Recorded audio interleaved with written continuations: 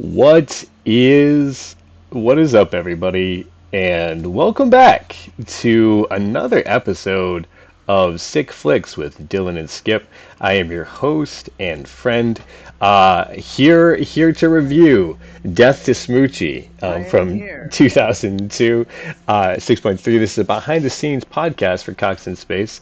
Like I said, here with Dylan Farr. I'm Skip Marazzi. And Dylan Farr is a comedian I, and I stand-up. am a stand-up.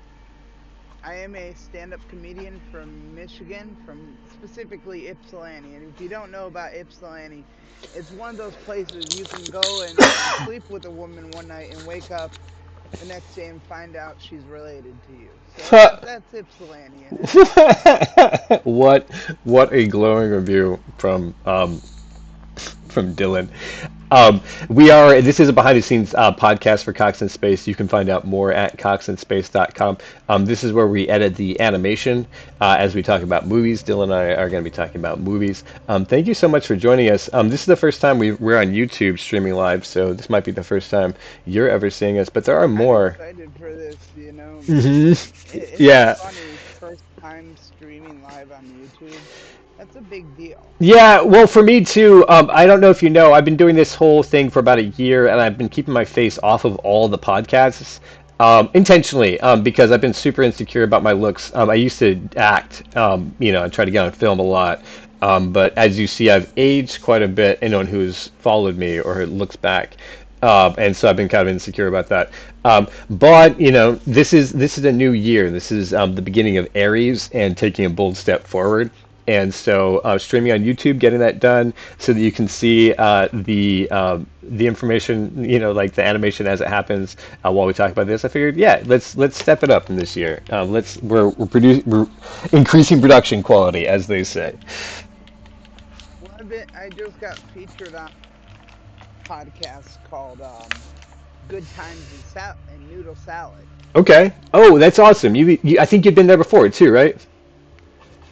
Actually, it was my first time there, Okay. Did you? Oh, you must have and talked about it previously. I'm sorry. Thank you for yeah, I repeating that. talked about being on it, but my episode actually gets posted Friday. Oh, fantastic. Where can you find that noodle salad? You said Good Times and Noodle Salad. Let is me pull up the message he sent me nice, nice. about it. That's very awesome. So we're live right now. So this is the 31st of March. That's Tuesday. So if you guys want to check it out, We uh, upload every Monday, Wednesday, and Friday. Audio at 5 a.m., YouTube at 4 p.m. So look up Good Times Noodle Salad, and you'll get to see my dumbass talking about some bullshit. bro. I respectfully ask you not to talk about my friend like that. Dylan Farr is a fantastic human being who is very, very intelligent, who I appreciate as a co-host on the show. Like, no lie. We've talked about it before, but So I I should. always I always talk about myself in a negative way. It's something Well, I'm working on.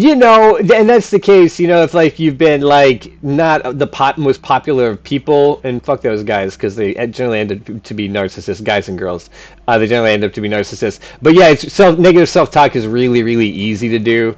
And then also at the same time, it's good for your friends to remind you, hey, Wait, you know what? Like you're actually valuable to me. I like having you around. I like hanging out with you. And mainly because these podcasts are super fun. I mean, I think we have a blast doing I these. I enjoy doing movie reviews. I'll even for the people at home that are watching this, I'll even you know, hi, I'm Dylan. Nice to meet you. Oh, did you just pop up on the Discord? Yes, I There did. you go. I put my video on. Damn, I should be able to. I'm not going to do it here, but I can catch you in so you have your video in. I don't know if it created some lag.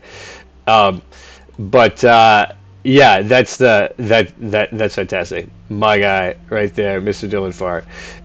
So you guys are all seeing us both together right now, which is really cool. And then my extra one up there. So yeah, but no, I really do enjoy doing these movie reviews with you. This one has been a fun one, and guys, the reason we're doing this, some of it's going to sound weird to you because we're going to reference an episode that y'all have never seen, which is where we reviewed this previously. And yeah, this is actually our second go around because I didn't get the video to save like it was supposed to. And so we were supposed to do this one and then From a Whisper to a Scream, but they've actually been released in reverse.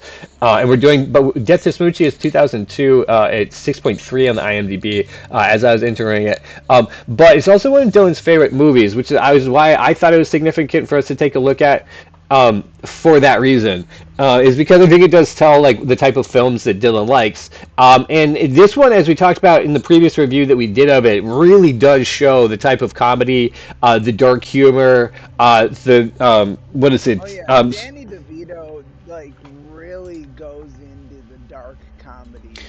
Absolutely. I mean, this is like it walks the line of dark comedy so hard that sometimes you're not sure whether this movie is a joke or not. You know what I mean? So that's fair. Um, and then the other thing with it is that you said that the main character of this movie is someone that you aspire to be like, which is you can't change the world, but you can make a dent, right? Which is like one of the Again, with the premises of this movie. absolutely. And I think it's really cool. I mean, I think the character of this movie, what's his name again? I've written it down, but I can't. I always call. Sheldon Mopes. Yeah, Sheldon Mopes. Like he is such a really cool character because a lot of the things that we see from him is that what the storyline, and this is a spoiler, but I mean, if you, it's really important to know this. A good character gets pushed into a dark place, is what this story is about. Um, and you know what I mean, and that's why Basically, how much bad can happen before the before good a really. good guy breaks, right? Yep, Fair, exactly. yeah, fair, yeah. Um, and that I mean that's the thing. Like I would agree with that premise quite a bit. I think that that's also why Danny DeVito, who's been in Hollywood for a long period of time, who has seen all the bullshit that he's seen and has definitely put up with quite a bit, I'm sure. He's is asked that question too. Like how much bullshit does a good person put up with before they finally snap? And you and me both, as like people who want good for other people, have been walked all over because of that. And then so have to ask that question, like how much of this bullshit do I need to put up with? Right? You know, I gotta say the amount of bad that just happens to him, and he keeps smiling. Yeah, He keeps that positivity, and that's a life lesson. Is that no matter how much bad is thrown at you, as long as you keep a good mindset, good things should happen. well, it's There not can just only be should. so much that there can only be so much bad before something good happens. And yes, I know there's a lot of things that are going on right now. Like we have a war going on, and Hmm. that's something that's bad. Yeah, Okay, I 100%. acknowledge there's some situations that are just so bad that no good can come of it. Well, But okay. on an individual level, this movie is, focused on your individual life, not the world at large, but trying to make a dent in your own world, to make your own world that you interact with on a daily basis a better place for everyone you encounter. Exactly. I would agree with that. It I would agree with I that. can't remember who said it, but every I can't remember who said it, but they tried to leave every person they met feeling a little better than they were when they met them. Yeah, Trying to remember who said it. I mean, it's a good philosophy to live by. But let me piggyback on that because what I would say is that the thing that you're saying is true. Like, it's not focused on the world at large; it's focused on just your individual location. And I would say that that's true for anything that is happening because everything that you do in the world has a bigger impact than you realize, and you impacting somebody always impacts somebody else further than your reach. That's just the nature of physics, right? Like when you push something, Yep. the force moves outwards, right, away from you. And so you can do that with Right, negativity or right. positivity. But then on the flip too is that like when you have a mindset that says I will always look for joy in every circumstance, or I will always try to do good in every circumstance, then what actually happens is the good that you're looking for is becomes you. You become the good. and then so that you begin looking for the opportunity, and then you can actually make that happen. So I absolutely agree with you. Like, that's why Mopes I think is such a good character. When you're like, I model my life after him, or I aspire to be like him, I was like, hell yeah, like that says a lot about you, Dylan, as I a person. wanna I wanna make the world a better place. And I'll be honest right now, getting sober kind of makes me an asshole. Well, yeah, what it reveals in sobriety, what sobriety reveals is that there's a lot of hurt underneath, that you probably didn't realize is there. I worked and lived in a halfway house for about 5 years, 6 years, something like that. I was part of it for a while, so some of it I don't necessarily count.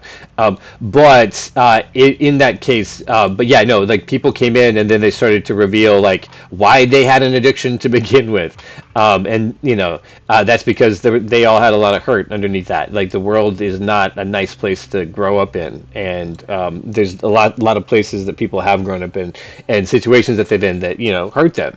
And so you haven't been able to deal with that. Now, what are you, 30? I am. I love this game, but I'll just tell it right now. Okay. I am 35. I Okay. will turn 36 in July.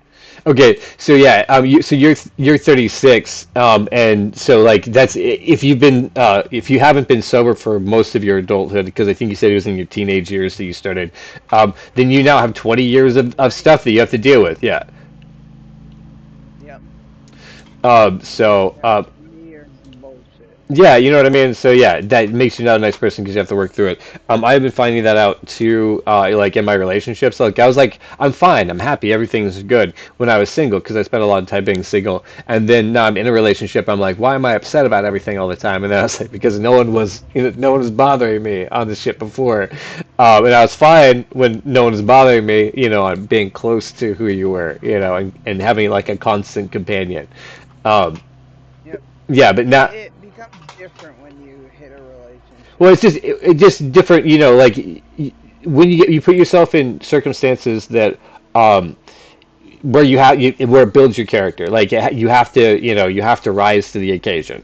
Then you're gonna find out at first you're not good at it. Because that's true with anything. Anything you're trying for the first time, you're not going to do great at. But the more that you continue to work at it, the easier it becomes, right? Yeah. The more you work on yourself, the better your life does become. I That's the agree. truth. I agree. Yeah, like I said, I spent all that time in a halfway house, and that's one of the things that I realized was just like, um, the situation won't change unless I do. And once I changed my mentality, everything kind of changed. Like when I was like, you know what, things are bad, but that's not a reason for me to be bad. So how great is that, I need to right? concentrate not so much on what needs to be changed in the world as on what needs to be changed in me and my attitude. Yeah, and when I change my attitudes toward things, and then, like I was saying, like look for opportunities to look for the good, you find the good, and then you start to like mine the good, and the more that you mine the good, the more that there is good, and then look at you, you become a part of something that's good, and so it does bring a lot of joy because the person you see before you now is not the person I was about 10 years ago before all that happened. And so, but it's led to me doing fun things like this where we get to hang out and talk about movies.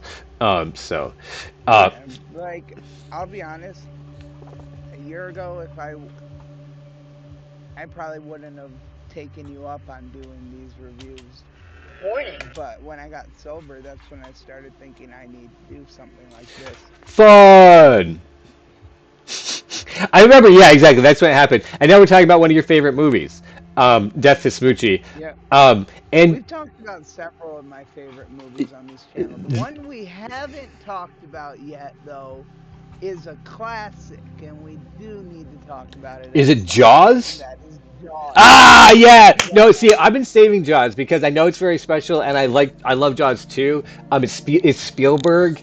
It's like like early era Spielberg. So it's a gem, and I can't wait to unpack it. But I kind of want to do it if when we have more of an audience. So, guys, if you're watching this right now, All just right. like and subscribe if you want to see Jaws because I want to review Jaws too. I really would love to talk about Jaws, but I want to have people You here. know better. If you guys like and subscribe, we will do Blazing Saddles. Ooh, Ooh, okay, yeah. So we have Jaws and Blazing Saddles, but I really want to do that when we have a viewership, so we can have commentary with it too, so we can mess around with you guys while we do that. So we're building up to that. I think maybe by this summer, like late summer, we'll probably be doing like Jaws. I think they'll have it at that time. If you guys don't know, we're launching the Cox in Space, the first Cox in Space episode this week, so you guys will be getting to see that in its entirety. And then we're hoping that you guys will come check that out and start following us and hanging out with us while we do that. But that's all that segue. We're excited to have you here, and we're reviewing Death of Smoochy, which is a very, very fun movie. It has Edward Norton, Robin Williams, Catherine Keener. Who am I forgetting who's super notable in this cast? The uh, Let me list them off. the We small have actor. Robin Williams, Yes, Edward Norton, yes, Catherine Keener, yeah. Danny DeVito, Danny Jon DeVito, Stewart, Jon Stewart. Ferris, Ah, Danny Woodburn, there you go. Michael Rispoli, Harvey Fierstein, Harvey Fierstein. Yeah, Fierstein. Vincent Schiavelli, Yeah, that's Craig the Eldridge. small guy I was talking about. I don't mean to be rude. If you guys think that that's rude, I do apologize. I'm trying to be as PC as possible for that. Referring to him as a small guy. I think little person is the most PC term, but I was trying to be kind of casual about it. We didn't hear from the previous review, but we do have a lot of respect for him and the work that he's done. One of the things we found out is that he has been working. He's in the original Wizard of Oz, and he's 20 years old in the original Wizard of Oz. So by the time he's done this movie, he's Wrong movie. Wrong movie. You're thinking of the guy from it. Whisper to a Oh my God! Oh my God! I forgot. Who's the little guy in this movie that's very famous? That's Danny Woodburn. Oh my God! Who's in like If Bad you would Santa? like- No, he's been in he If was I in can. Seinfeld, he was in The Witcher, he was in Watchmen, he was in Jingle All the Way. Oh, that's what I was thinking of. The Christmas movie he was What in. else? He's done a lot of stuff, like Jane the Virgin. He was in something called Pup Star. Two Lava, Two Lantula. Two Lava, Two Lantula. Oh my God, that sounds like a fantastic movie. Also, Dylan, thank you for catching me on that mistake that I was confusing He the was two of the these fucking voice of movies. Splinter in Teenage Mutant Ninja Turtles as well. Which Teenage Mutant Ninja Turtles? He was in the video games and let me see. Warning. The one with Megan Fox, the first one. Oh no shit! Wow. So the Michael Bay one. Yeah. Okay. This That's wild. Okay. That's wild. Um. Okay. So sorry for that weird pause. I just realized I was doing this animation the wrong way. I'm fixing it now. Blue Demon, which that's a shark movie. That's something I love. I. Re- He was an angel. We're going back a little bit. Conan the Adventurer. the TV series. Baywatch. He was in Baywatch at one point. Oh, Lord of Illusions. He was uncredited in that one. His first role was in a TV series called Hunter. Okay. And again, I didn't mean to review films with too small actors in them, but here we are. It just came out. It just, you know what I mean? I said this in a whisper to a scream too. Is that like I'm just like good for them? You know what I mean? Like being a person who's very distinctly different is a hard thing to do.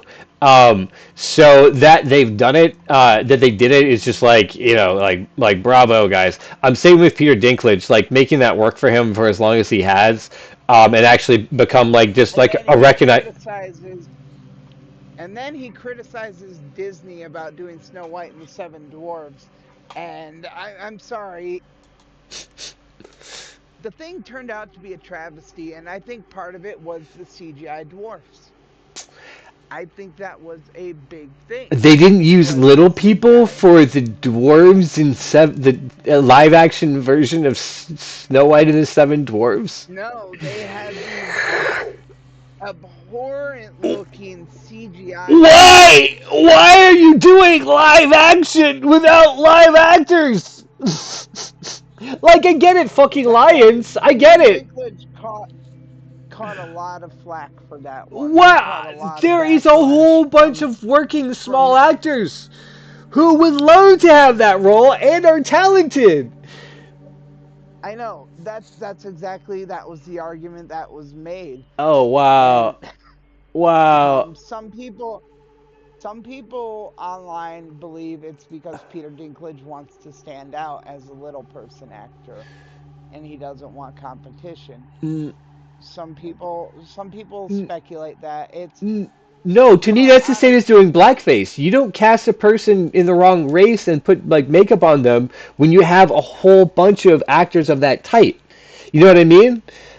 yeah, Now there's some exceptions. Like, it and people was would be like, disrespectful the way they did the dwarfs in Snow White and the that's Seven kind Dwarfs. of that's kind of the I thing. Like And then don't even get me started on Rachel Zegler.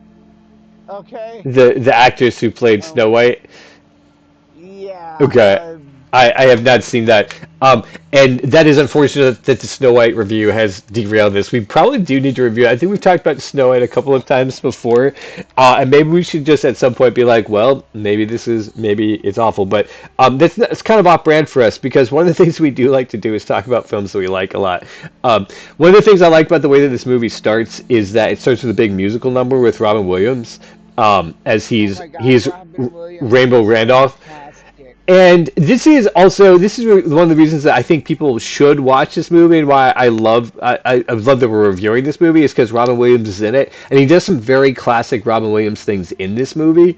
Um, and this big like semi-gay character that has big musical numbers is way over the top. And kind of has like this dark like underbelly to him. Is very on brand for Robin Williams. And so if you want to see one that's So, do you want to like know? Here's a little fact about the film.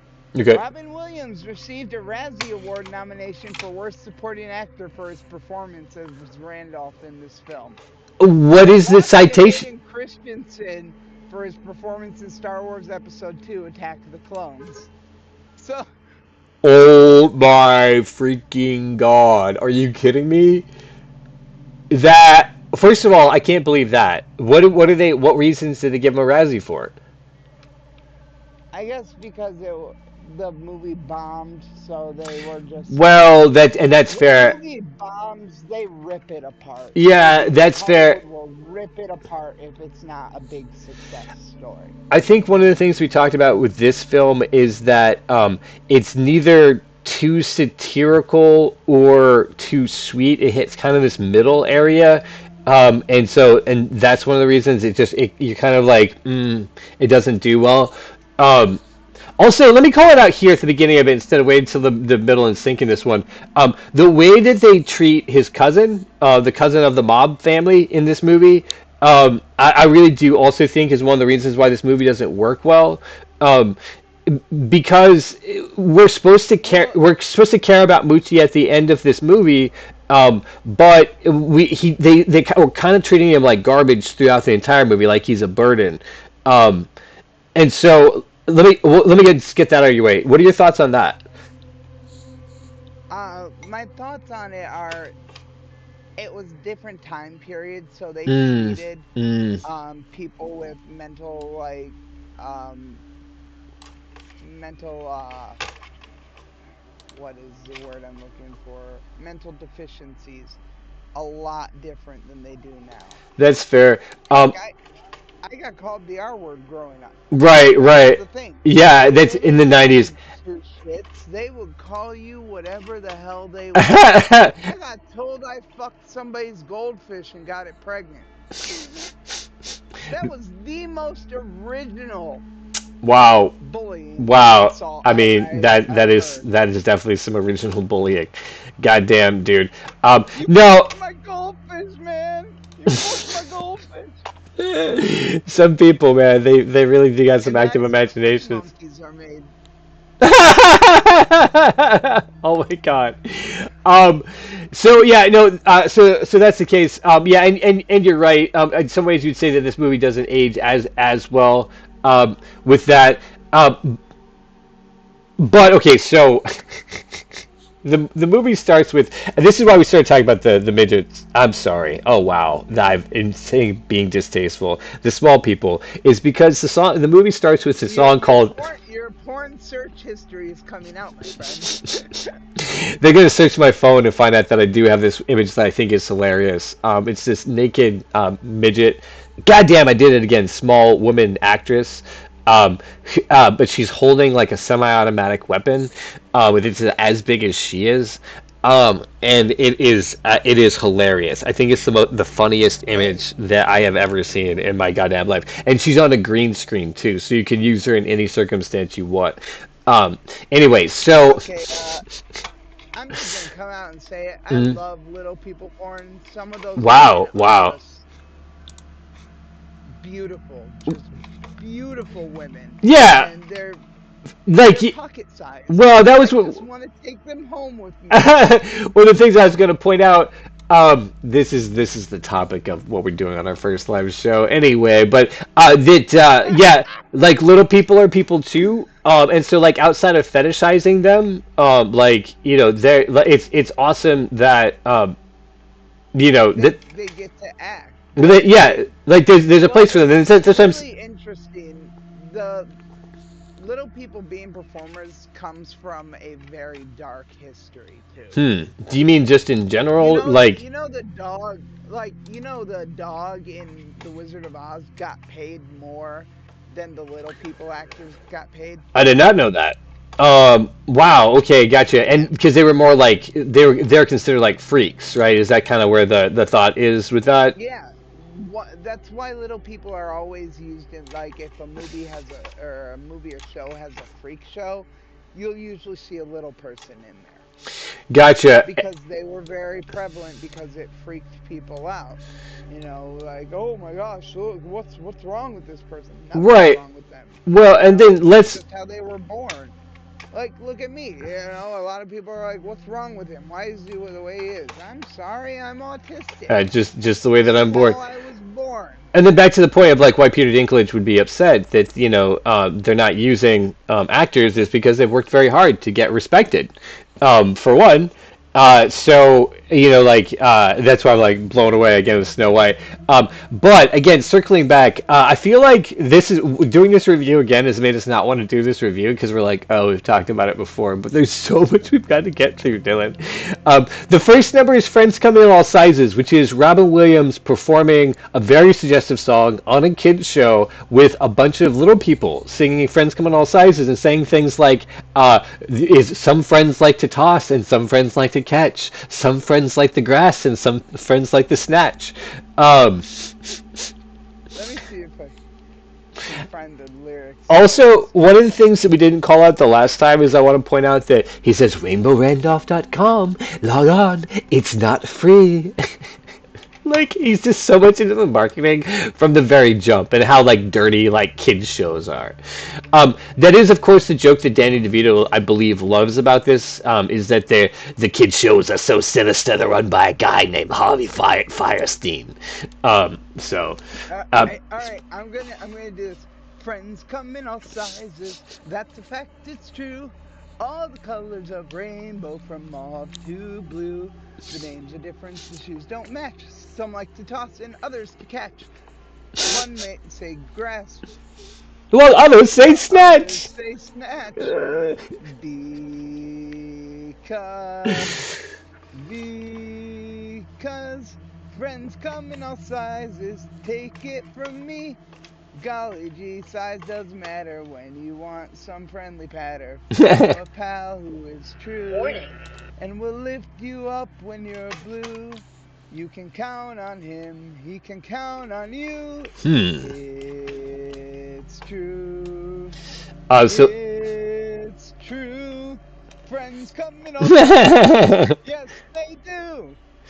So let's call out that, of course, that song also has ambiguous undertones, but at the same time, Very much so. yeah, also has the foreshadowing in it of what the story is about, because it is about Rainbow Randolph discovering his sexual identity in part, and then also about having a friend like Mopes, who is an actual true friend who sees it through the end, and then Mopes' friends, of course.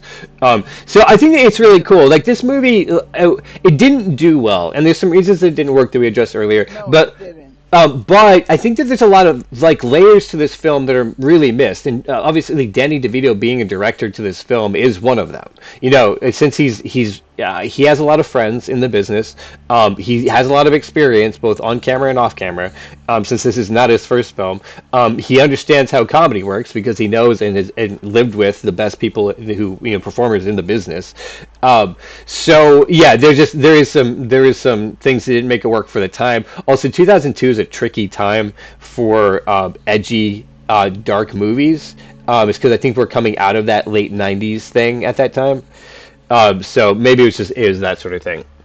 But what we find out quickly is that Rainbow Randolph is not a good dude, and that he's taking bribes to get kids on the show.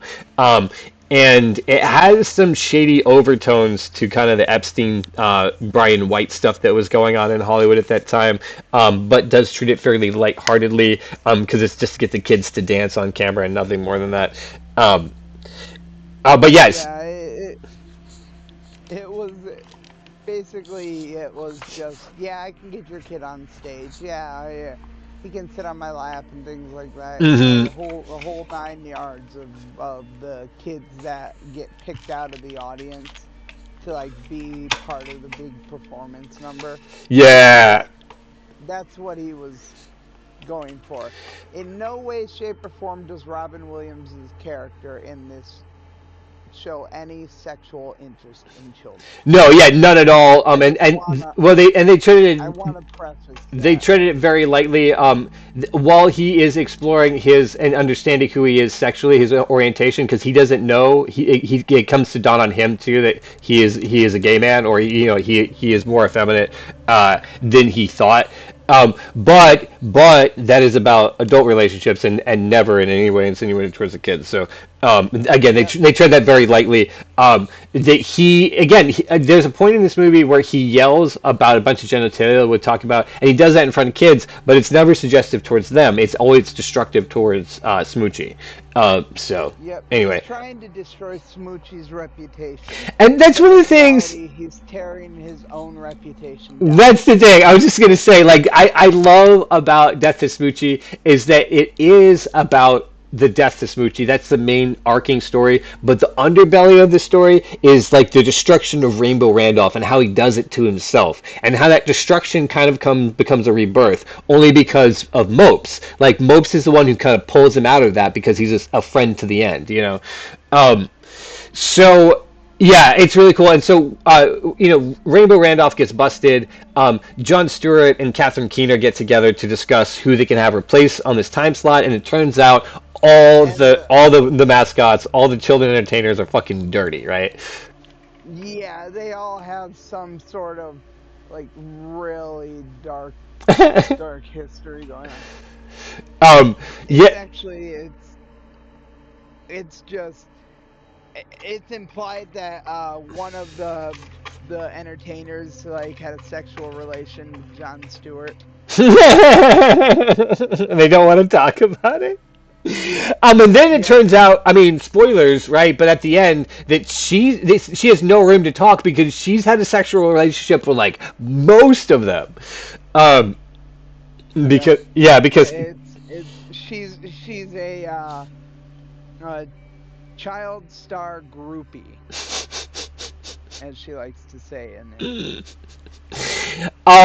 which is funny. I think there's a lot of playing against types in this movie. We're about to talk about Edward Norton, who plays the named character, who plays like a lighthearted guy, which is really funny in the light of American History X and Fight Club being the movies that had just come out recently in the previous years to this movie, Yep. which is probably another one of the reasons why the movie didn't work well. John Stewart in a goofy wig, at the height of his comedy, or yeah, in the middle of his comedy run, as a very serious like news anchor. Catherine Keener playing a silly romantic interest. So it's all Yeah, these. it was hard to believe, especially she doesn't have much expression like ability. Yeah, and we said that in the previous the previous review also, is that I love Catherine Keener. I think that she's a really fantastic actress. She does very powerful, strong woman well, but it's hard for me to believe she never really softens enough for for me to believe that she's falling in love with Mopes.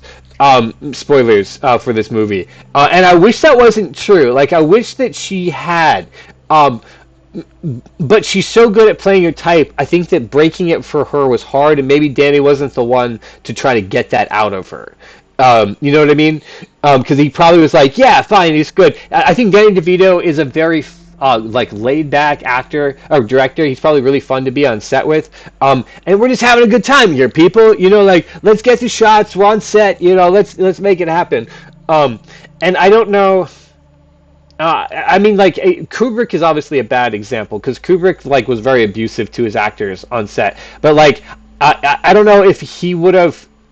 A director who's like, no, I want a specific thing. Maybe would have cast Catherine Keener because he wanted to. It wasn't just showing up on camera and saying the lines, but like he wanted to have that experience. And like that's where like this casting against type is really really fun in this movie. Yeah, I just want more, right? Well, it's like, I'll be honest, they could have gotten a better love interest. Oh, right. Well, I guess we're She's talking about the so chemistry. forced. Yeah, the chemistry between Edward She's Norton so and forced Catherine Keener.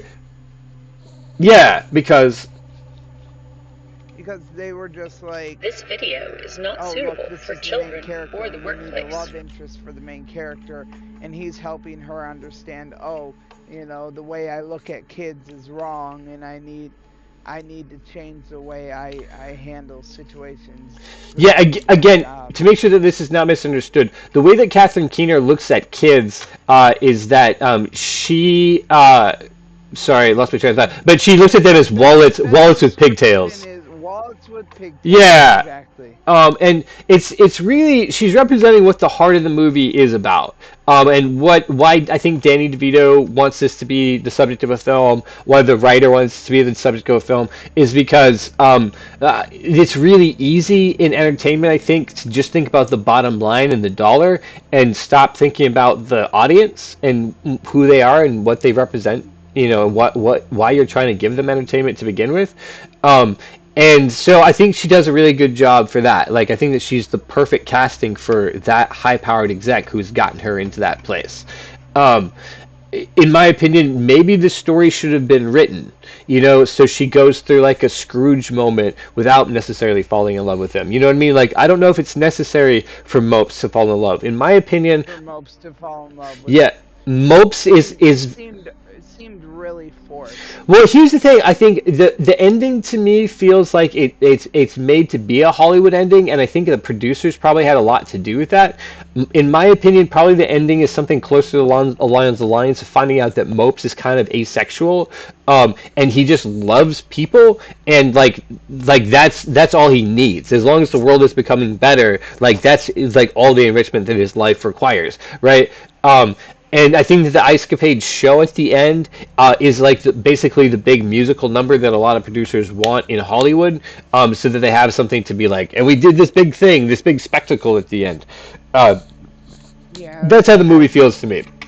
I enjoy the song This video at is the not end. suitable Your for children love or the keeps lifting Okay, me higher and you're talking about the very than I've conclusion. ever Yeah, been lifted before. where we have Rainbow Randolph and Smoochy skating Smoochie together, end up and then Yeah, then that was great. Like Rainbow Randolph doing those spins and swings and being like, "Go, boy, go, get it, get it." And yeah, and they're flying while they're doing it. Again, just pure Robin Williams fun and Danny DeVito having fun, and that's why this movie is fun. And that the story is good and the cinematography is good. Everybody's having a fun time. It's just the type of era that it is. It's very much its own.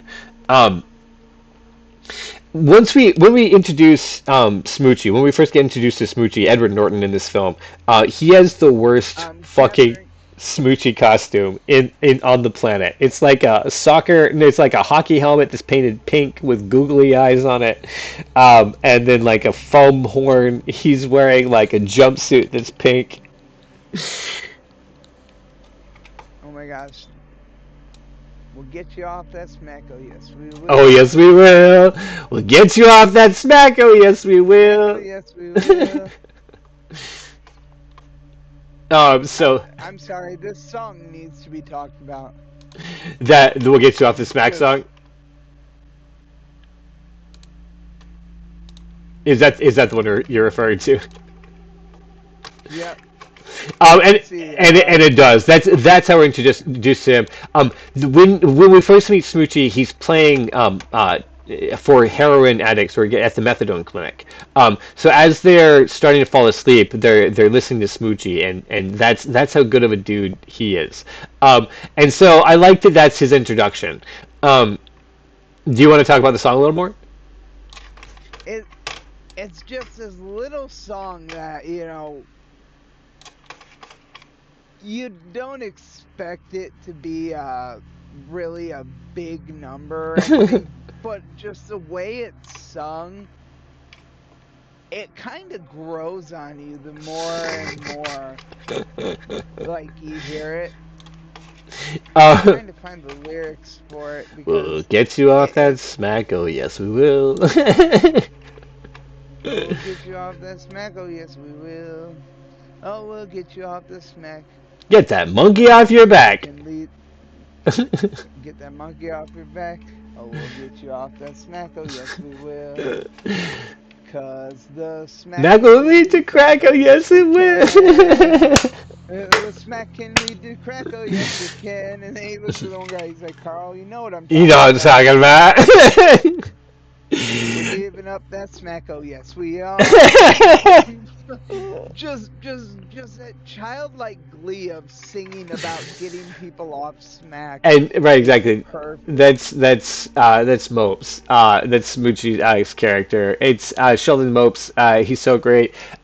This is the moment where Catherine Keener is supposed to be falling in love with him. Like And the character really she is starts like to if she. realize, hey, he's a Oh, genuine oh my person. God! You know who I think is perfect casting for that character? Except for the flip part, Who? I wouldn't believe her as a high-powered exec. You know that blonde girl who's in all the scary movies? Um, she has like a Anna Faris? uh, is that? Oh yeah, I think it is. I think it is Anna Ferris. Let me Google her real quick to make sure we're talking about the same one. Um, but yeah, no. She would be. I think she is kind of. Yep, yep. That's what I'm talking about.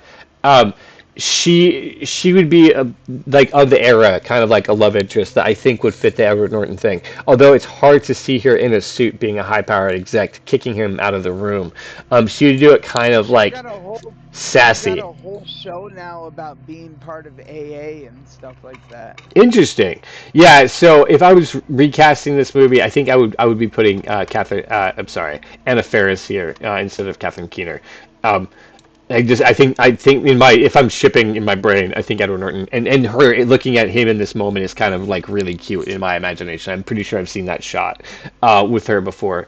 But yeah, so that's where he meets her, and then she takes him out for dinner, where he goes and gets these soy dogs, and he's talking about how he is changing the world. One of the things that's really funny to me is the necklace that he's wearing because it's so fucking 90s. There's another shot later where he's wearing this combination of sunglasses and hat, which is also very 90s. But then when she says it, like, "Hey, we want you to be a part of the show," he like actually like acts like he's coming himself, which is just a funny Yeah, bit from Edward Norton. Like not something you normally see from Edward Norton, but so goddamn funny. and I I gotta say, I love Edward Norton because, like, you see the little things he's trying to do, like putting tofu dogs at the hot dog place, um, trying to get them Yeah. to have gluten-free buns.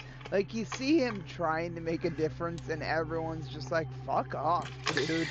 Like, Uh, some people are like, "Yeah, we'll do this for you to satiate you, so you don't, go and like raise a fuss. well, We'll so that's provide the it thing for you." is that he had consistently kept Adam Ford. Apparently, is one thing that we know. And then, secondly, he said that he was coming after him for another thing, which just how they introduce him as the character is very significant. I think it's so funny. He's like, "I'm going to get you on those gluten-free buns." He's already gotten the soy dogs on the rollers, and you can see there's clearly only two of them, and they're all for him. Um, but he persistently asked for it. We He gotta didn't give up. we gotta jump to his first episode was just a smash hit, like instant success, like instant Barney success. For anyone that thinks Barney is like the devil, this movie is perfect for you. You know, Kind of I the reason, remember. yeah, you might think that he's the devil is it's exactly this. Like this merchandising is what makes it the bullshit. I think that's what you're leading up to, right? Because the show is a Yep. success. It turns out. Yep. And we cut to after that. We cut to Rainbow Randolph getting pissed off, And but talking to John Stewart, you John know, Stewart gives him like like a basket, like a parting gifts yeah, basket or whatever. It's just yeah. It's like there's like lotion and stuff in it. And he's like, "You know what to do with the hand lotion, jerk off." jerk off. And again, just And Robin Williams, because this is, if I remember correctly, this is the Jacob the Liar era, the 1 hour photo era. yep, So like seeing Robin Williams, like he's coming out of the '90s era, which is that Jack, the Aladdin, the genie from Aladdin, like the super fun, over the top '80s comedy, and then the fun kids yeah. comedy, and then Everyone's like lovable Robin Williams turns into a complete I narcissistic can't believe. asshole. Yeah, I didn't. Just We didn't even talk about that as like playing against typecasting too, because Robin Williams being this guy, this homeless guy who's deranged, who's trying to kill Barney basically. Yeah, it's a funny bit. That's a really funny bit, and not giving enough credit where it's due, because that, I it, mean, it, legit. the fact that he got a Razzie nomination for it, that's bullshit. Robin put every bit of his talent into that As he movie, always and you fucking can did. see it. As he You can always see fucking it. did. You never saw a Robin Williams movie that he phoned in, and that I would say that about every single one of his fucking roles. He's never phoned in a role. Never has. Comment below if you disagree with me, where you're like, no, Robin Williams actually phoned in. What's that movie where he's in an RV? Road trip or something like that. Maybe it's just called RV. You'd be like, RV. It was yeah. called RV. Yeah, he just phoned in RV. And Yeah, I'd be like, I it, don't know. Like, you see him in that movie even, and he's the tired dad who's kind of fed up with life. And I think that that's an interesting version of Robin Williams also. Um, yeah. Seeing Robin Williams like do all these different types of roles over the years just proves how proficient of an actor he he was. was, He was just perfect. yeah, He put his soul into each role instead of just, playing a character and going back to Robin Williams. He was yeah, Robin Williams yeah. as the character that was needed. Well, and that's the thing that I do love about him is that Del Close, who's the one of the godfathers of improv, long form improvisation. He said that you need to wear your characters like a thin veil, and that was like allowing yourself to reveal at the heart of humans while safely playing that through a character. And Robin Williams embodied that. Not that those two knew each other, but like good acting, in my opinion, and good comedy comes from that. It's like a very true place, and then also you portray it in a wacky way, so it's safe for people to talk about it, right? Like I have a new bit about shopping for pads. This video is Because not they don't suitable talk for to you children about a or the man. They don't workplace. talk to men about, hey, one day you might have This video hemorrhoids is and you not might need to suitable line for your children underwear. or We the don't talk about workplace. that grown up. Wow, that wow. No, they have You not. know, No, they have not, you gotta Dylan. put truth into your comedy We are in the order for it first, to and be we are funny. we are the ones bringing you the truth first, because it is it is it is. Um, so Edward Norton is in as Smoochy is objecting to all the sugar and plastic that the Smoochy show is proposed to be selling, and he doesn't Yeah, realize that and as a like celebrity he has the power. Yeah. he doesn't have he doesn't he doesn't have the pull right then because he doesn't have anyone backing him legally. He's just kind of the star of the show, but he doesn't really have a say in what happens with his face and his show. It bugs him. Yeah, So and fair. he goes after the meeting with Catherine Keener and a bunch of the execs. Like he gets locked out of the meeting She and throws a stuff. frisbee. He chases it because he doesn't get that he's being kicked out. She has an aide lock the door. Yep. Yeah, and then he catches up and he's like trying to sell her on this, and she basically sums it up. She's like, "You're the face. We're the corporation. You do our bidding, motherfucker." Yeah. So That's there's the big conflict literally. between the two. Yeah. And then we cut to Sheldon Mopes in a bar Hmm. getting hammered Getting on hammered. orange juice. One of the things he says is one of my favorite Getting lines. hammered on orange juice and alfalfa, liquid alfalfa in the we orange we juice. cut into the conversation she's having with the bartender, which is this. I'm not saying Captain Kangaroo is Jesus Christ, but I'm just saying that they both respect the work. Let me see if I can find that. It is like just to spell where he is, in like a brief line, like that's who Sheldon Mopes is, and kills me, just fucking kills me. While you're looking up to see the direct quote, let me just comment real quick. This is a behind the scenes podcast for Cox in Space, where we work on the animation for Cox in Space. It is a little slow going since I'm working on the new portion. I'm having to listen to the tape at the same time. But you can always check out more of the stuff we do at coxinspace.com, coxinspace.com.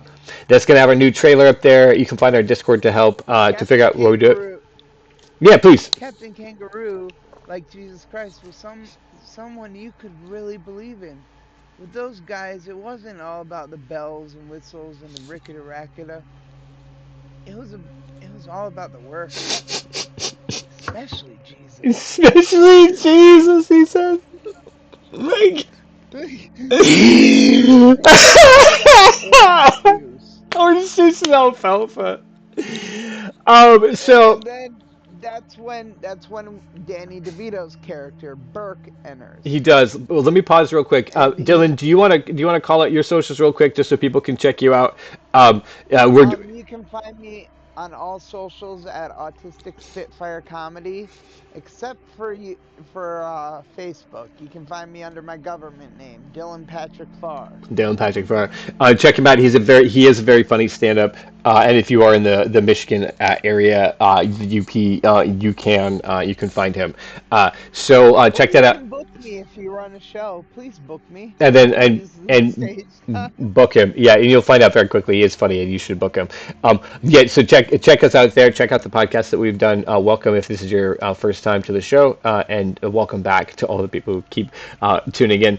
We are reviewing Death to Smoochy, which is a 2002 movie, 6.3 on the IMDb. One of Dylan's favorites, and it's a very funny movie. We've been Yeah, enjoying it quite a bit. it really is.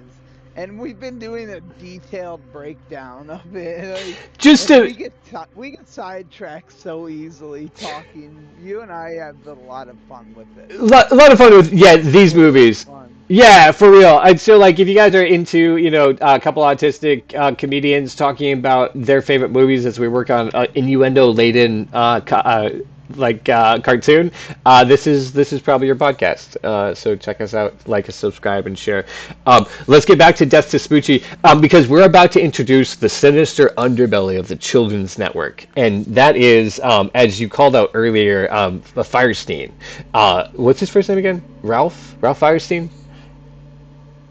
Um, Harvey. Warning. I'm sorry, of course, Harvey Fierstein. Anyway, he's known for his voice. So you find out that Danny DeVito Yeah, like is. he has one of those voices. He played Marty Warning. Gilbert in This video Independence is not Day. suitable In for Mrs. children or Doubtfire, the he was workplace. Frank Hillard.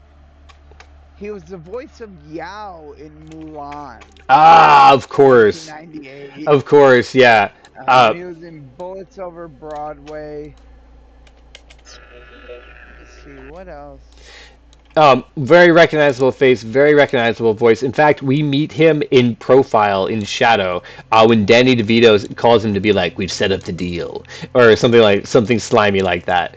Yep. And so, Mopes has gotten roped into the shady underbelly of what it is for, the children's show. And it's all about doing this ice show, that they're pushing him to do this ice show because that's where all the money is made and all this sort of stuff. Yeah, this ice show is like where everyone that's part of the underbelly gets a cut. Especially, what is it called? Place. Especially. Where is it? I'm trying to find the name of The Children of Hope.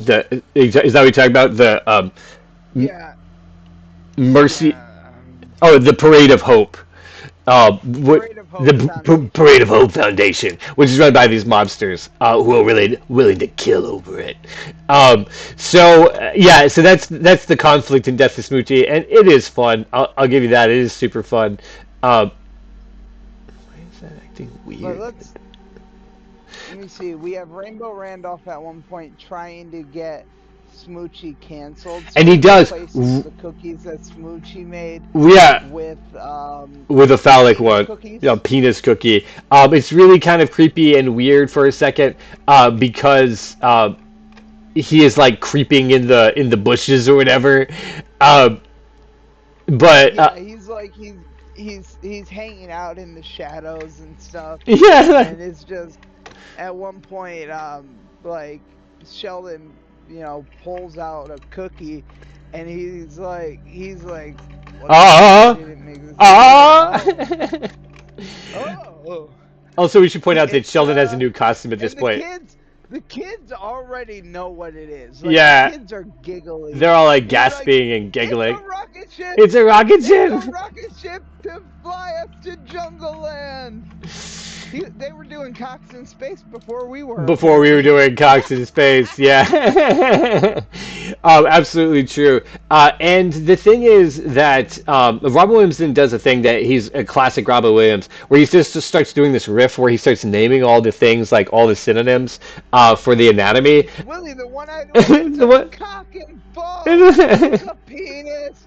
It's Willie, the one-eyed wonder weasel. And Mr. Jiggle Daddy.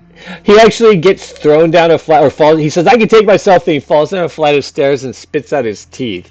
If you want to know what type of comedy this comedy is, you know what I'm saying?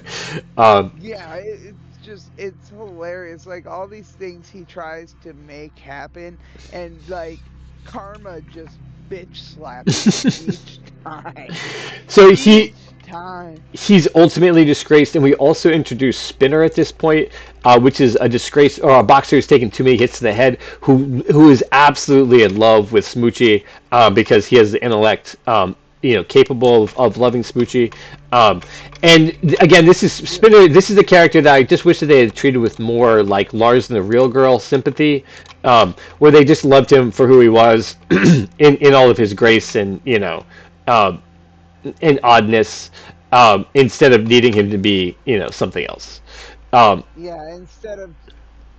Alright, I'm allowed to say this word. Instead of treating him like a tard.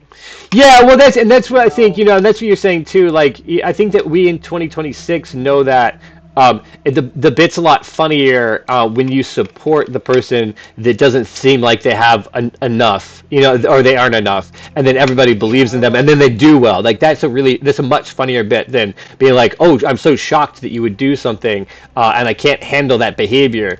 And that one is harder to sell, and especially, and we've talked about it, but only for the payoff in the end when they do this tribute to Moochie, who spoilers, and really because we're running out of time, who gets killed in Smoochie's place. They do this tribute to him. If they would have loved him through the story, been like, oh, like he is actually like if Smoochie and Moochie, like if Edward Norton's character was best friends with Spinner and loved him from the jump, yeah, I think that would be much more meaningful. Please continue. if you want a good example of how to treat a special ed person and make it funny, watch the movie Champions with Woody Harrelson. Okay, Champions. Okay, that's the. I will look at it. Maybe we'll review that Woody here. Harrelson goes from being an assistant coach for a high-ranking basketball team Okay. to he ends up coaching a special ed team. Oh, cool. Okay. All right. Cool. Cool. That's really cool. And Yeah, and I was referencing Lars and the Real Girl, which I don't know if you've seen that one.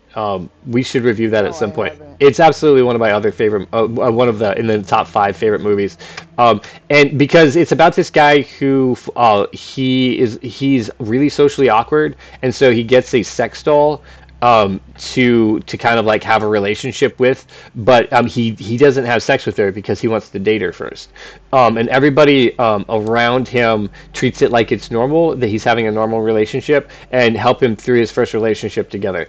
To me, it's one of the most romantic comedies. This like really like heartfelt. It's an indie comedy. Um, and I really anyway. But they treat him like he's a person and that he has autonomy and that he's capable of making his choices, even if they're odd choices. And then that's what brings about the conclusion. And then same for this one. I think that we've learned a lot. Lars and the Real Girl, I think, came out in 2006 maybe or 2008. That's just me speculating. And so I think we've grown since Death to Smoochy came out. If it was remade now, Yeah, it definitely. probably would be made that way. Um, Yeah, most likely. But anyways, let's talk about the most I important don't know. thing about Spinner is that he's related to the Irish mob. Is that what you were about to? Yeah, Yeah. headed by the one and only fantastic Pam Harris, She Pam really, Ferris. Pam Ferris, you called her out last time too, and she really is fantastic. What is she known for?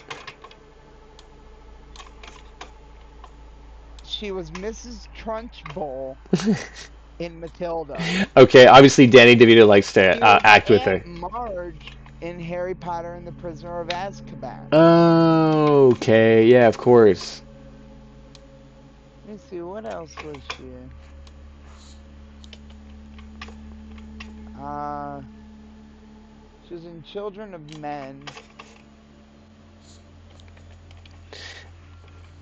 She's been in a lot of stuff, but So, not a lot of it. Moochie really loves Smoochy, and wants to be on the show. And unlike Rainbow Randolph, who was using his position of power in order to get money or whatever to get the parents were paying him and whatnot, he does it just because he's a little bit spooked by the Irish mob, but at the same time he's just helping a guy out. He doesn't see any harm in Yeah, it. he was starstruck by meeting Spinner. Well, He that's was right. starstruck because that was like one of his favorite boxers.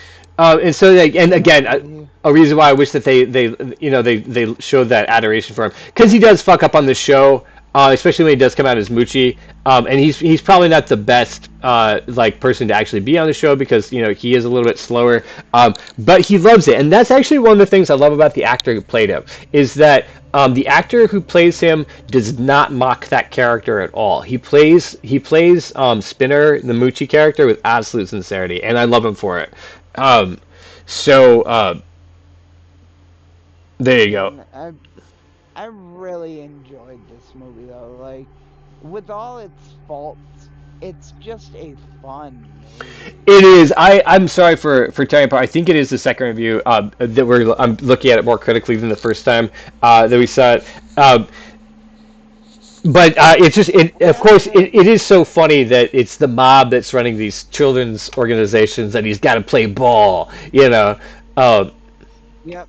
And then we get to the point where Rainbow Randolph actually does derail his career. Right, and we need to talk about Right? that. Yeah, before Smoochie gets assassinated in Smoochie's place, Rainbow Randolph does actually get a big overturn, and that's when he does another Robin Williams thing that I love a lot, where he's doing a lot of voices and a lot of different characters in order to deceive Smoochie and get him to a sinister location in a tractor Yeah, yard.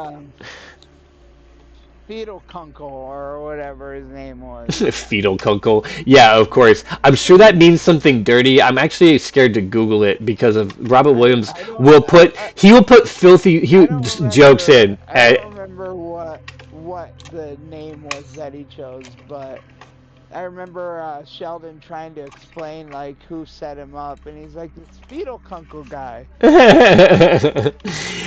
And so he brings him to this place that unfortunately, well, okay, it's telling of the time, right? Because the place that he takes him to is supposed to be so terrible that no one would ever want to be seen there. And that place is a white supremacist rally. And it's Yeah, supposed to be the worst thing that happens to him, America.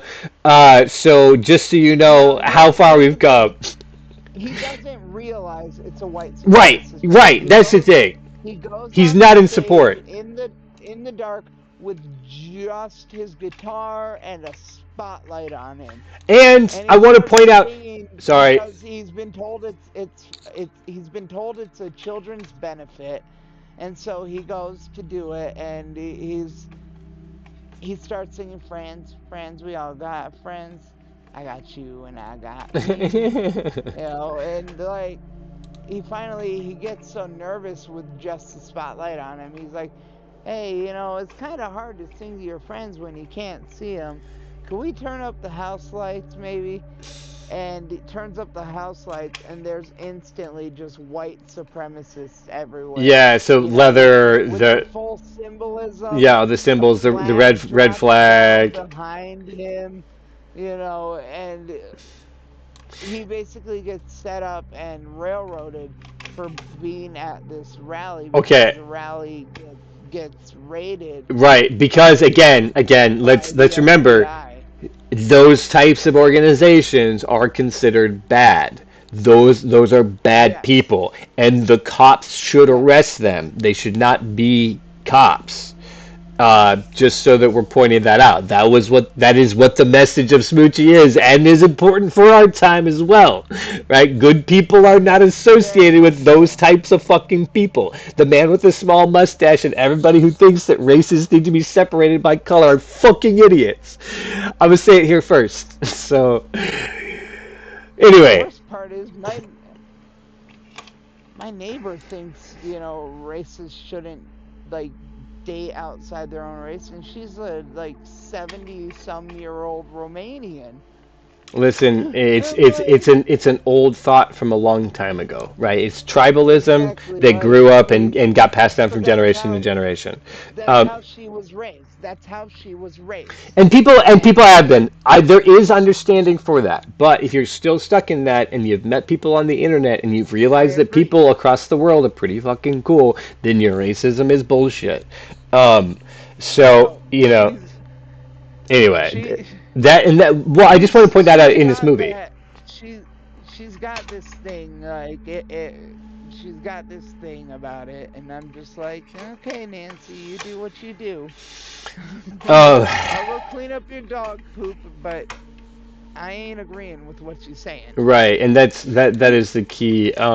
You can't change the world, but you can make a dent. But you can make a And dent. you can make a dent. Exactly. And so I somebody, make a dent by cleaning up dog poop. right, like we're kind to even people who are racist, even if they need to be punched in the face. Um, I was s always told I was always told respect my elderly neighbors, and well, she had a heart attack, so she needs a lot of help now. And that's You know, fair. I mean, like that's that again. You're living up to the character of Sheldon Mopes when you're like, you know what? Some people, and that's one of the things that happens in this movie. We're getting closer and closer to needing to wrap this up. But that's what happens is that Rainbow Randolph comes after Mopes hard, coming to the point so much that he brings a gun to his apartment and is gonna fucking shoot him. yep. And Mopes talks him down and says, "Hey, you know what? I think you might need to talk through some stuff. I think you have some repressed sexuality issues, but actually, we can be friends. Like, it's not a big deal. I'm not holding it against you."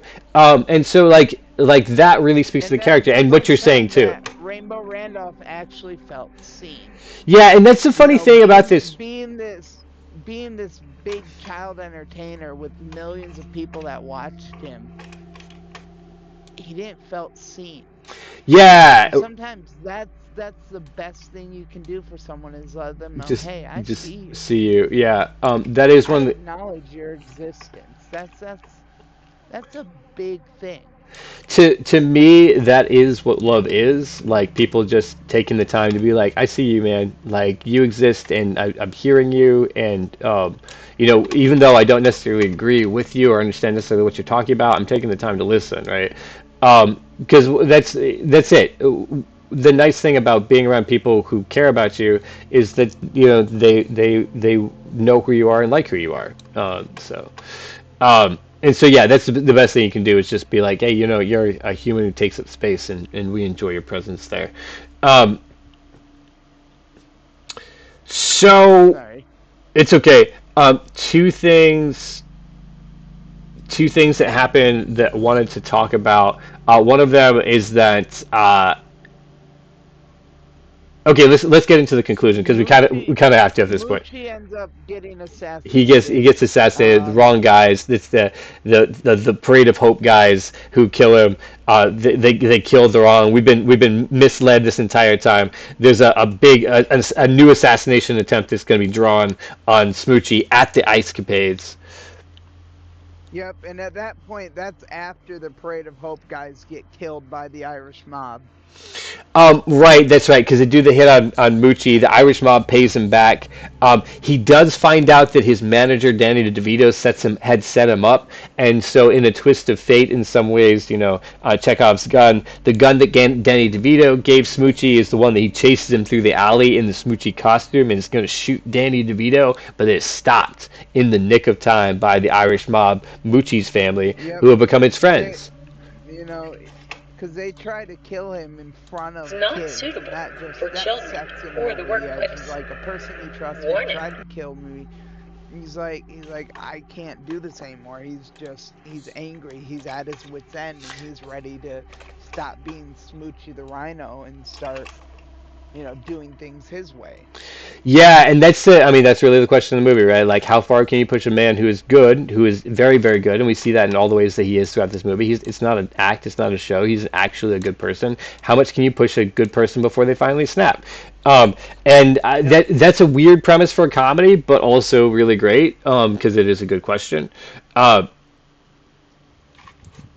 all right, and And so then the mob steps in and takes the action for him, solving the problem for him, and so they get a reconciliation at the end.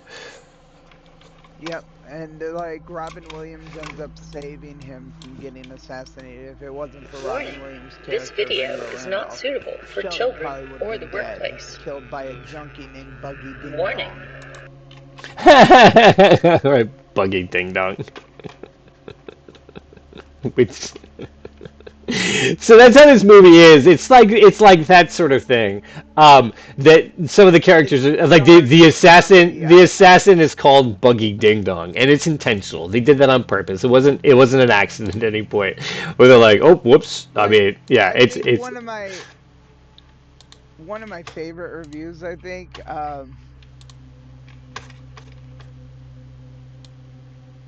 a review of of Death of Smoochie. David Starrett of the Christian Science Monitor called the film a razor-sharp satire and the most refreshingly outrageous movie of the season.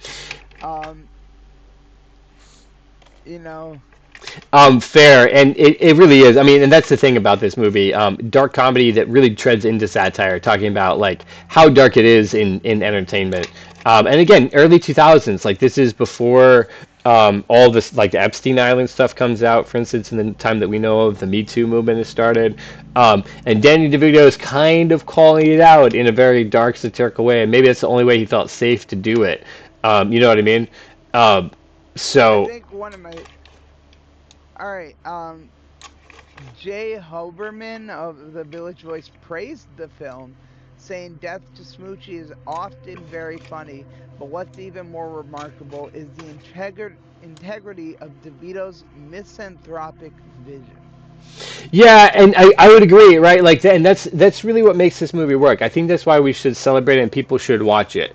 Um, the comedy is funny. It is good. It's also the performances of the actors at the time. Obviously, since we've talked about playing against type and how that happens so much in the movie. And then also the way that Danny DeVito is really trying to say something. And I think that we talked about this in the beginning, but I think it's significant to talk about it in the end. I think that Danny is a really good guy who has been in a tough system for a long time. Same with like Tom Hanks. They're like really good people, and they're trying so hard to be good in a system, in like a whole industry that is just so Just for the destructive. And record, I do gotta point out, I'm pretty sure Tom Hanks showed up on the Epstein list. did he really? Um, uh, I'm pretty sure. I'm not Allegedly, 100% allegedly, right positive, now but I we're found not leaking 90. that right now because we don't know, but 90% that sucks. I'm That's what the word is that he showed up on that list, um and that's hitting this up like so. I'm a big fan of Tarantino, but he was backed by Weinstein for most of his films too. So watching and supporting Tarantino movies means watching and supporting the Weinsteins. Um, Right, so like I don't think that Tarantino was caught up in the same way, although he's weird and so it was in a different way.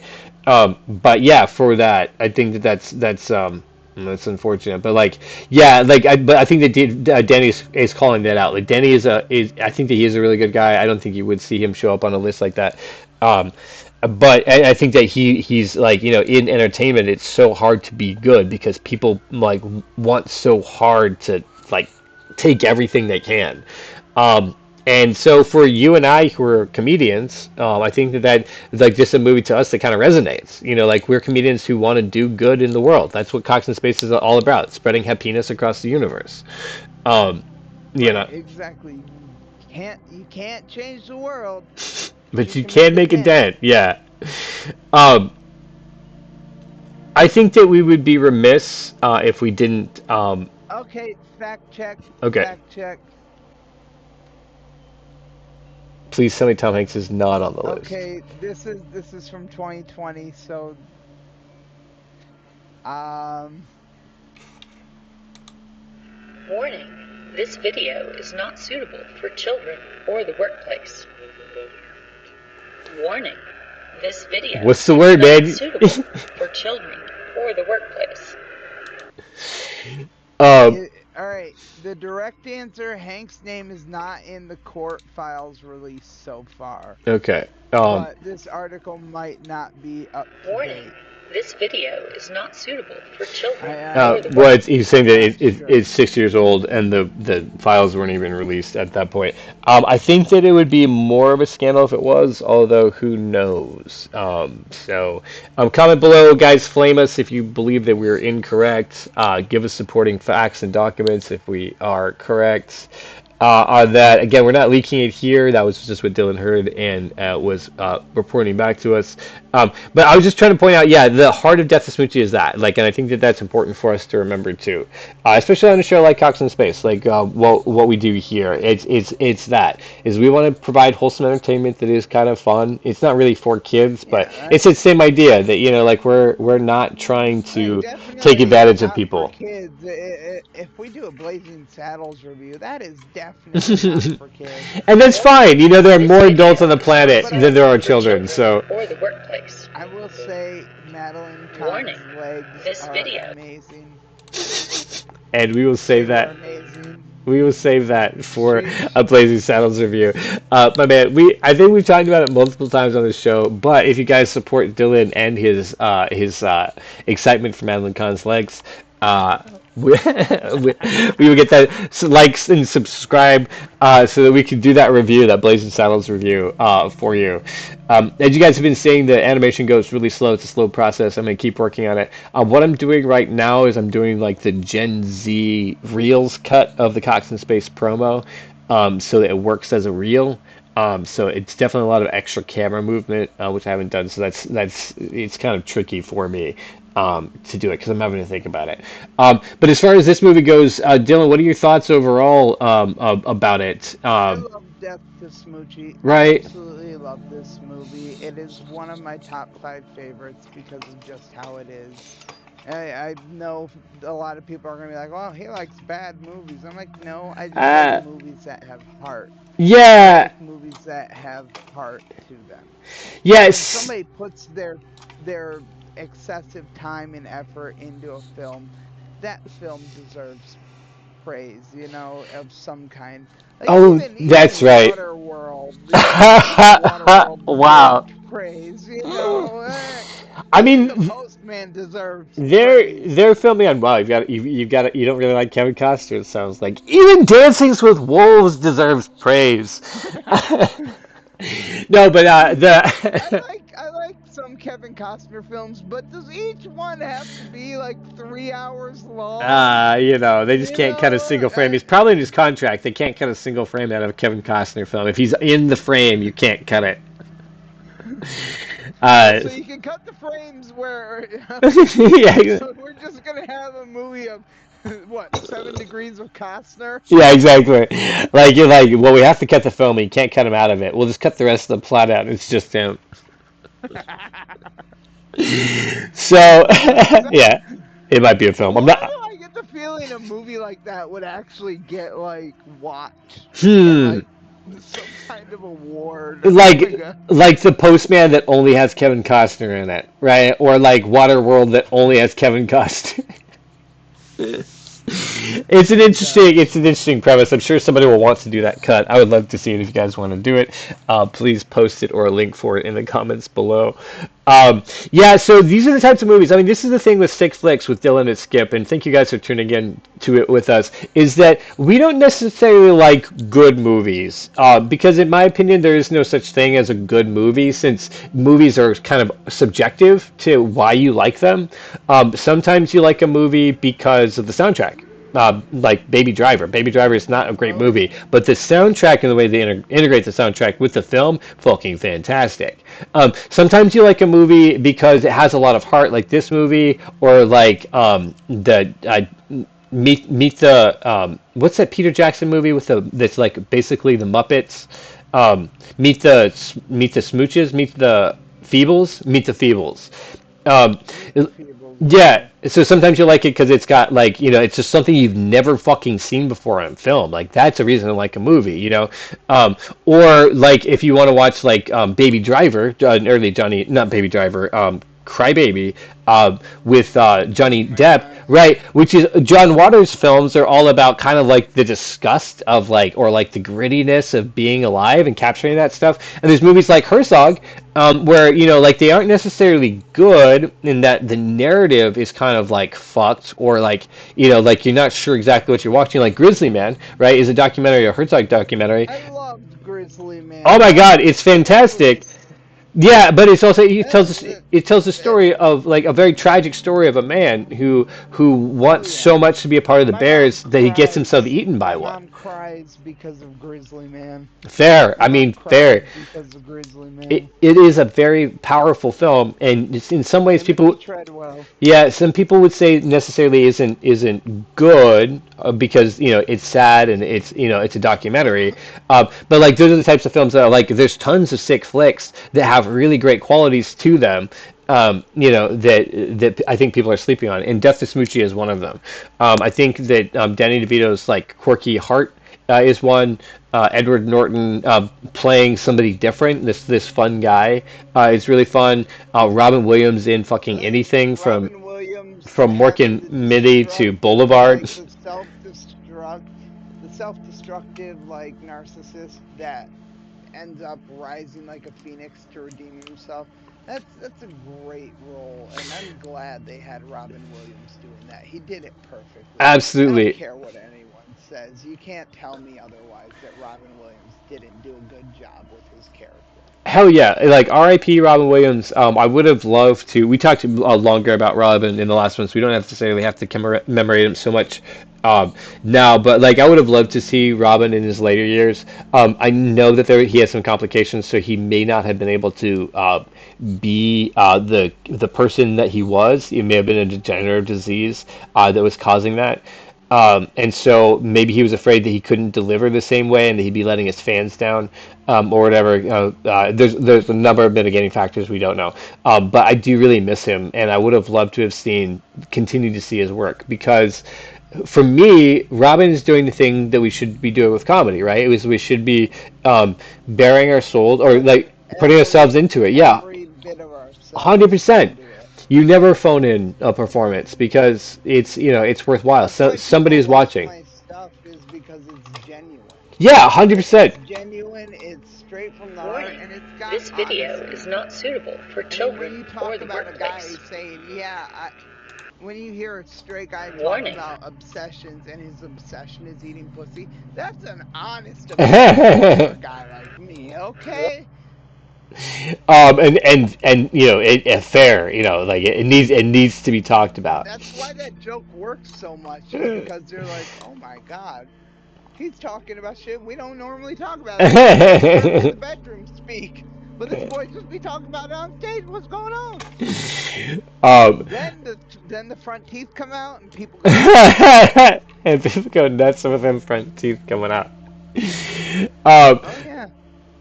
Guys, if you have not seen Dylan and you would like to see him, he is in the UP. You can also book him for shows, and you can get him out to your Not in local. the UP.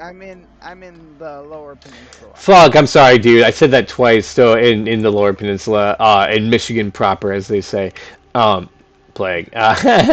Y'all, yeah. So check him out. You can check him out on all his socials at Autistic Spitfire Comedy, and also Except for Facebook. Facebook. That's where you find me under my government name, Warning. Dylan Patrick This Hall. video is not suitable for children or the So workplace. Yes, check him I out. use a little southern twang. Warning. This video. And yeah, which is funny because you're all the way up north. It's almost as far north as you can get. But hail by the twang, even up here. So yeah, but check him out. Check us out. There's a reason they call where I live Ipsy Tucky. That's so funny. I lived in Montana for a while. I always used to call it North Texas, because it just felt exactly the same as Texas, but it was crazy because it got snow. But yeah, love it. Okay, I absolutely love living where I live. You find cool people. I want to move though. I want to explore the world.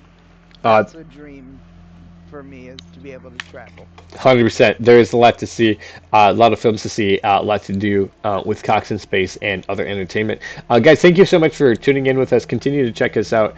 We do appreciate you doing that. Like, comment, share. Let us recommend movies that you want us to watch too, because I would be interested.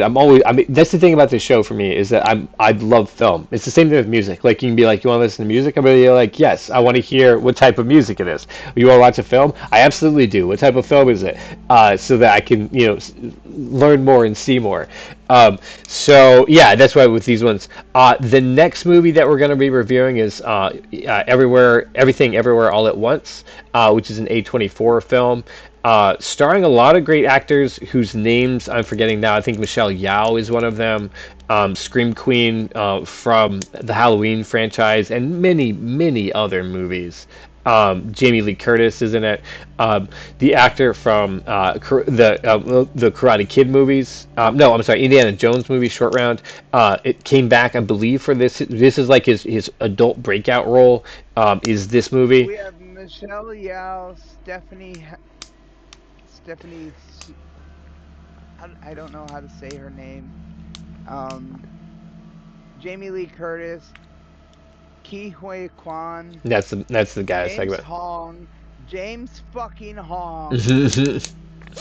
And if you don't know who that is, that's Lo Pan from Big Trouble in Little China. Oh yeah. So I forgot. Yeah, he's in this too, and he's like OG Chinese actor. I hope that I got his nationality correct. But like he's been around forever, and he's in this movie as a fucking beast. So yeah, definitely I'm excited to review it. Come check us out. We're gonna be doing that on Friday at 9 o'clock in the morning, I believe, 9:30 a.m. Is that right, Dylan? Randy Newman was in it? I don't, could be. I don't, We'll have to look for him on that go through. Oh my god. He was the voice of Raccacoonie. Oh my god, that's hilarious. Raccacoonie is one of the funniest bits in that movie, although there's lots of funny bits in that movie. Anyway, guys, thank you so much for tuning in to this with us, Death to Smoochy 2002, 6.3 on the IMDb. We're going to be rolling out, as you see, the lights just gone off, so it's time for us to get going. Thank you very much for tuning in to Sick Flicks with Dylan and Skip. I'm Skip Marazzi with my co-host here, Dylan Farr. This is a behind-the-scenes podcast for Cox in Space. Check us out on coxinspace.com. Thank and you, everyone. We'll see y'all soon. Yeah, bye. Next time.